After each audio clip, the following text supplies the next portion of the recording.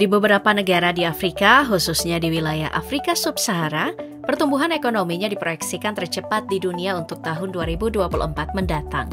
Rata-rata lebih dari 7,5% per tahun dalam 2 dekade terakhir. Sangat signifikan.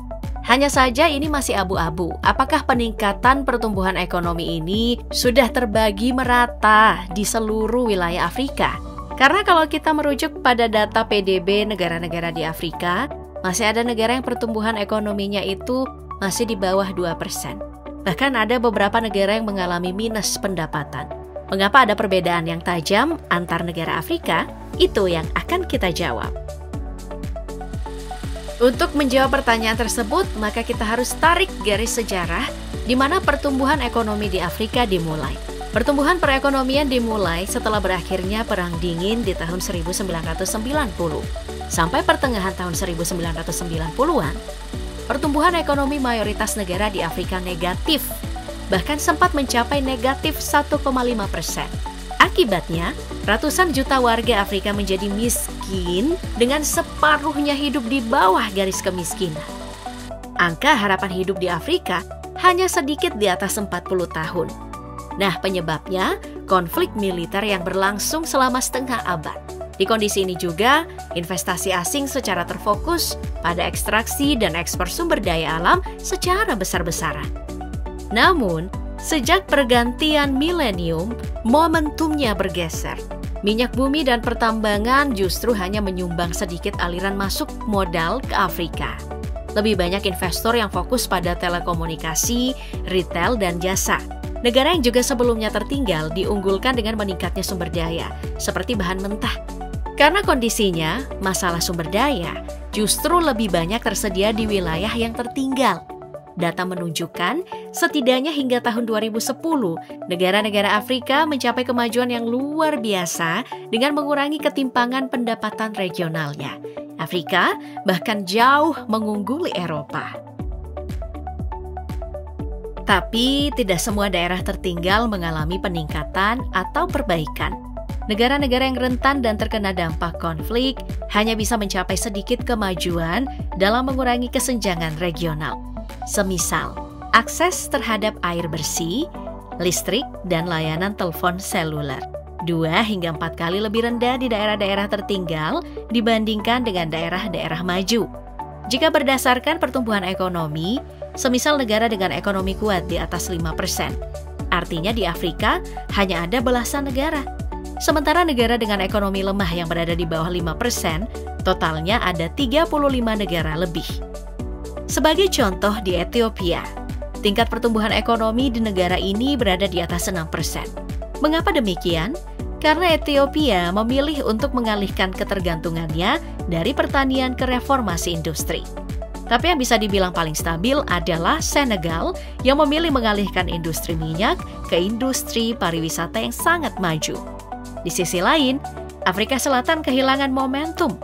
Pemadaman listrik selama 10 jam per hari yang melumpuhkan, lalu harga komoditas yang fluktuatif, dan lingkungan eksternal yang penuh tantangan telah berkontribusi terhadap lemahnya kinerja pertumbuhan negara ini. Kalau kita bicara mengapa ada negara yang pertumbuhan ekonominya kuat dan ada yang lemah, ada banyak faktor. Sebagai contoh, Rwanda dan Burundi yang bertetangga. 2 negara ini sama-sama kecil, gak punya laut, berpendudukan yang padat, dan sejak memperoleh kemerdekaannya, keduanya mengalami genosida. Di awal tahun 1990-an, kedua negara ini punya pendapatan yang sama. Tapi, sekitar tahun 2000-an, terjadi perbedaan besar. Dan sejak saat itu, Burundi jadi negara yang termiskin di dunia. Apa penyebabnya? Yang paling mencolok adalah tata kelolanya. Mungkin tidak ada negara yang menerapkan sistem demokratis. Tapi Rwanda punya pemerintahan fungsional dengan tingkat korupsinya yang rendah. Sementara Burundi berlarut-larut dalam perselisihan politik dan berbagai upaya kudeta. Hasilnya Rwanda duduk di peringkat 5 negara dengan tingkat pertumbuhan ekonomi yang tinggi dan Burundi terperangkap terpuruk di urutan 34. Contoh lain adalah Kenya dan Tanzania. 2 negara ini di awal kemerdekaan punya perekonomian yang serupa, bergantung pada pertanian dengan pendapatan per kapita hampir sama. Tapi di tahun 2010, Kenya 80% lebih kaya dibanding Tanzania.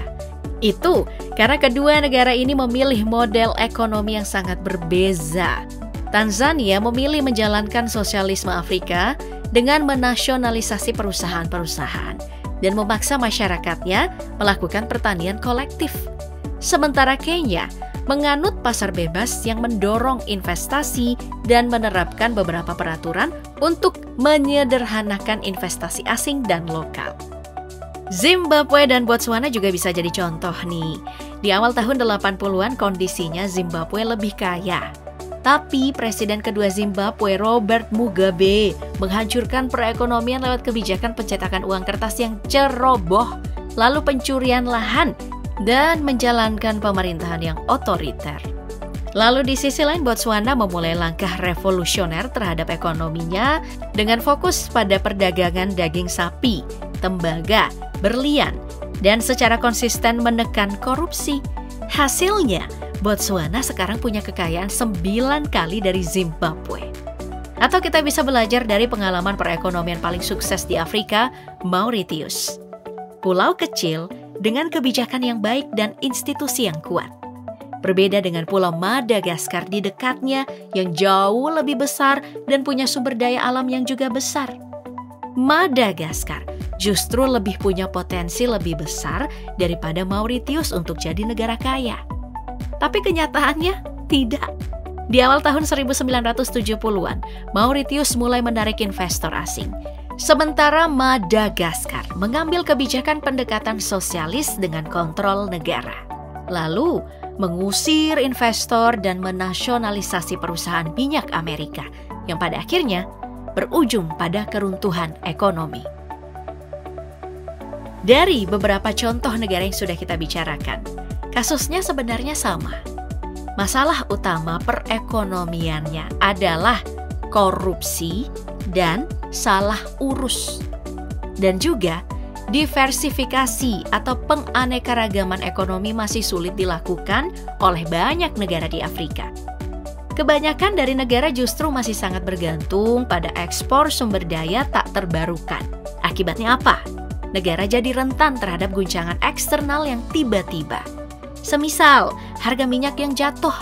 Kondisi seperti ini sangat membutuhkan keputusan dari pemerintahan akan ke arah mana kebijakan yang diambil.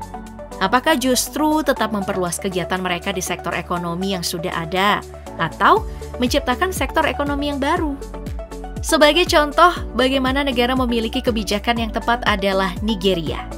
Negara ini sudah sejak lama dianggap sebagai kutukan kekayaan minyak. Produsen minyak mentah terbesar di Afrika, tapi sekaligus pengimpor minyak sulingan.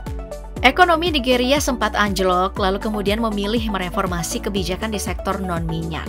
Lalu memasuki tahun milenial, Nigeria mencapai pertumbuhan ekonomi yang kuat dan stabil. Tapi, biar bagaimana ya, kekuatan institusi dan kestabilan politik adalah kunci.